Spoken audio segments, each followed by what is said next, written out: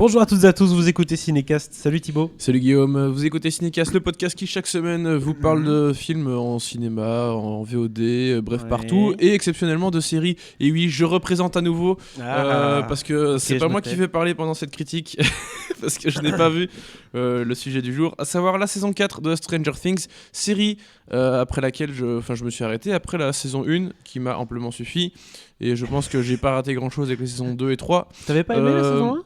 Si, c'était bien, mais voilà, il fallait pas que ça aille plus loin, quoi. Ok, je comprends cet avis-là. Saison 4 de Stranger Things, partie 1. C'est comme Lupin, hein, on va se taper deux parties. 7 épisodes dans cette première partie-ci, j'en ai vu pour l'instant 2, donc c'est vraiment une première impression. Je ne vais pas vous donner l'avis total sur la série, la saison. Vous savez, sur Cinécast, on ne fait pas des breakdowns complets des séries en expliquant épisode par épisode. Des breakdowns. On n'est pas une chaîne comme ça où on ne réagit pas non plus au trailer. Ça, c'est la grosse mode, ça, les chaînes de réaction. Oui. Tu vois, genre, oh regarde, oh mon dieu. Non. Oui, c'est ça. Ou bien même, maintenant, il y a des chaînes où ils regardent des films et ils réagissent aux films. Donc, ouais, voilà. Genre, oh my god. Voilà. Donc, non, on fait pas ça. Par contre, on va vous donner une première impression sur la série. J'ai vu toutes les saisons de Stranger Things, contrairement à toi. J'ai beaucoup aimé la première. Pour moi, belle surprise.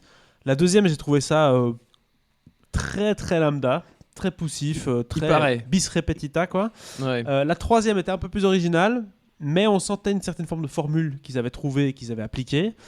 Mais c'était bien fait. Il y avait quelques bonnes trouvailles narratives. Il y avait le personnage de Maya Hawke qui arrivait au casting, qui était très frais.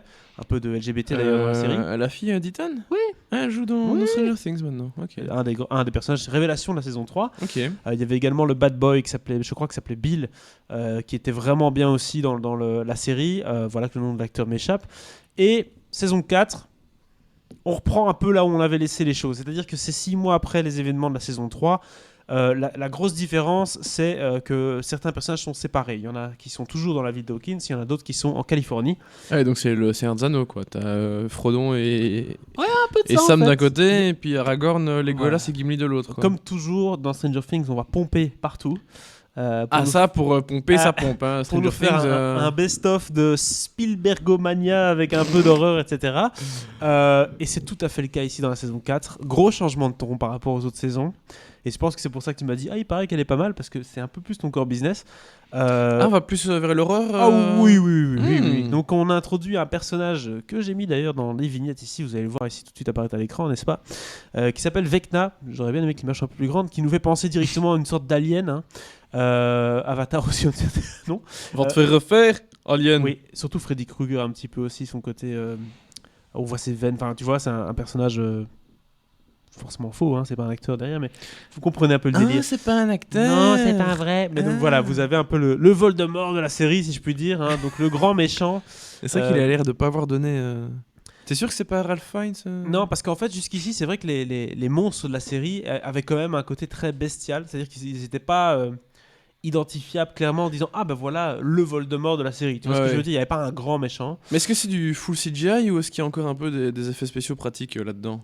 Parce que c'est ce qui les effets, les practicals, c'est un peu ce qui fait le charme des films fantastiques d'horreur, surtout des années 80, que Stranger Things pompe allègrement. Alors non, les méchants sont tous CGI, je pense. Oui. Okay. Peut-être que forcément il y a un acteur avec un costume vert, mais et ça jure un peu ou c'est bien fait ? Ah non, c'est super bien fait. Là, le budget il est là. Okay. Oui, non, clairement, c'est tout aussi bien fait qu'un film de Ridley Scott. Donc c'est vraiment très très bien fait. Donc ça, j'ai aucun souci avec ça. Ça me pose aucun problème la CGI dans Stranger Things. Ils ont le budget, hein. Je crois que c'est 200 millions pour la saison 4, donc ça va, tout se passe bien. Ouh. Oui.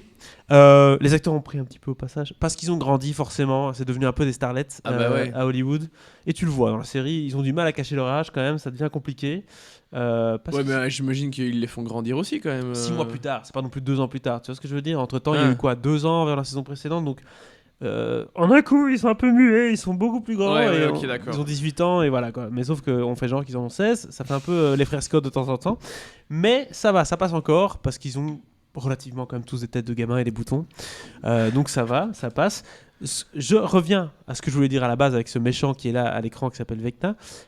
C'est le côté plus horreur de la série. C'est ce que la plupart des gens en ligne remarquent. C'est qu'on a toutes les recettes de Stranger Things, c'est-à-dire les références des années 80, le vidéo store, les trucs comme ça, vraiment juste pour le fanservice. quelques références à Donjons et Dragons, bien évidemment, et des petits dialogues sympathiques entre les différents personnages. Grosso modo, on garde les mêmes dynamiques que la saison 3, c'est-à-dire que le duo Maya Hawke, je vois que j'oublie son nom, c'est pour ça que je vais prendre la fiche, avec le casting s'il vous plaît. Donc on a comme duo, toujours dans la série, Finn Wolfhard et Millie Bobby Brown qui jouent donc le couple, en tout cas... ils sont en couple, hein. Ils sont en couple. Okay, il y a beaucoup de love scenes. Non, je rigole. Pas du tout. C'est des amourettes de l'adolescence. Finn Wolfhard qui était très très bien dans le film de Jesse Eisenberg à la semaine de la critique au Festival de Cannes. Voilà. Celui dont je ne vous ai pas parlé, mais voilà, je vous dis qu'il était très bien. Et qui est clairement toujours un élément très fort de la série. Je trouve qu'il joue très bien et il tient son personnage à fond la caisse. Donc ça, c'est très bon. Gaten Matarazzo qui joue toujours Dustin, qui est excellent. Le personnage de Lucas Sinclair, qui est Caleb McLaughlin, lui est très intéressant dans cette saison-ci, puisqu'il se sépare du groupe, entre guillemets. Il devient un peu le basketballeur du lycée, alors que les autres, c'est tous des gros geeks pur jus. Et il essaye de se faire accepter socialement par la classe, alors que les autres s'en foutent. Mais donc, il y a cette espèce de dualité... ouais, mais bon, t'es notre pote, je sais pas. Donc, c'est sympa comme thématique. On a toujours Noah Schnapp qui, pour moi, n'est pas le meilleur élément de la série. Sadie Sink est toujours là. Nathalie Dyer et Charlie Eaton sont toujours ensemble. Joe Kerry et Maya Hawke, voilà. Ça, c'est le duo de la série qui a fait beaucoup couler d'encre pour la saison 3 et qui est de retour ici. Je ne vais pas m'étaler à chaque fois sur les spécificités. Mais qu'est-ce qu'elle a fait, Maya Hawke, dans la vie, à part... Elle chante aussi, à part ce film que j'avais vu à Venise et dont je vous ai parlé, là, le film de Gia Coppola, qui s'appelle... comment il s'appelle ? Mainstream, voilà. Mainstream, je ne sais pas très bien ce qu'elle a fait dans sa vie. Visiblement, elle sera là pour la deuxième partie de la saison. J'ai pas encore tout vu. Ah, elle joue dans le prochain film de Wes Anderson, Asteroid City. D'accord, voilà, très bien. Elle va jouer dans Maestro, visiblement, de King Room, etc. Donc des films. Elle a une carrière qui démarre bien. Et elle est très très bien dans la série. Donc bref, on va pas revenir sur chaque personnage. Non. C'est pas l'objectif. Et attends, et Winona Ryder, là, est-ce qu'elle a l'air toujours autant à l'ouest ou Oui, elle a toujours la petite allumée de service qui va essayer de résoudre des énigmes. Ce qui est bien, c'est qu'elle doit pas jouer. Je pense qu'elle peut rester naturelle, c'est bon, quoi. Non, elle est accompagnée. Cette fois-ci, elle est pas seule. Hein. Elle est accompagnée d'un autre fou qui est incarné par Brett Kellman. Ok, oui, d'accord. Scientifique un peu. Et le Hellboy du pauvre, là, David Harbour. Alors, une grosse question, hein, parce qu'à la fin de la saison 3, tu ne l'as pas vu forcément. Il y avait le gros point d'interrogation, mais où est-il ? Il est mouru ? Peut-être ? S'il est au casting, il n'est pas mouru. Hein, c'est plus un secret parce qu'à la bande-annonce, on entend sa voix ou on le voit, je sais plus très bien.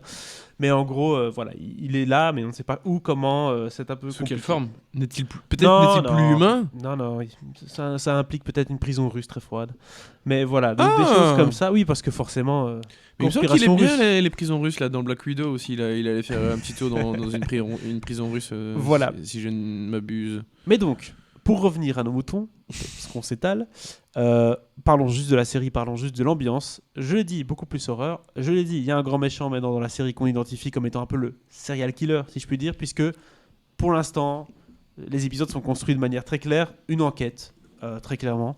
Il y a un crime. Et le crime, autant vous dire tout de suite, qu'il est sympathique. Moi, je ne m'attendais pas à ça dans la série, donc on introduit un nouveau personnage. C'est pas Julie Lescaut, quoi.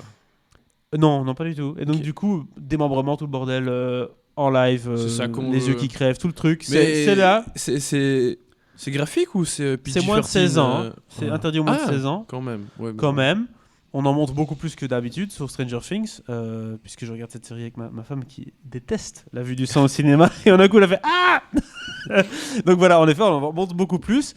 Attention, c'est pas non plus un film hyper gore, hein, si vous êtes fan du bif, vous avez vu bien pire, mais pour Stranger Things ça change de niveau et il y a cette structure narrative qui est un peu serial killer, Freddy Krueger, slasher en fait, qui est assez sympa, et donc chaque épisode pour l'instant on a une victime et on sait pas très bien qui ça va être ensuite, et il y a des indices en fait au fur et à mesure de l'épisode, donc on se dit mais non, ça va pas être lui quand même, tu vois.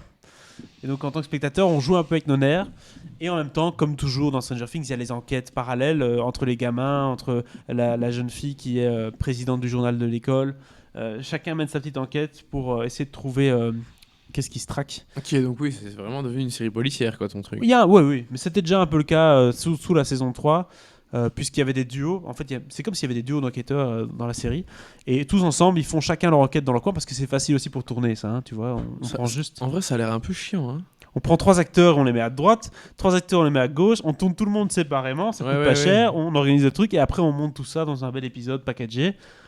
pour éviter de devoir tous les mettre sur la même salle, parce que ça c'est très compliqué. Okay. Surtout avec un casting d'au moins 20 personnes. Tu ne me donnes quand même pas trop envie de me remettre à Stranger Things, honnêtement. Voilà. En tout cas, pas la saison 2. Est-ce qu'il y a moyen de regarder la 4 sans avoir vu Je pense que tu peux démarrer le premier, mais le problème avec Stranger Things, c'est que ils sont arrivés à un stade où si t'as pas accroché, si t'as pas aimé les personnages, si t'as pas aimé l'univers, autant regarder un bon slasher, quoi. Voilà, entre guillemets,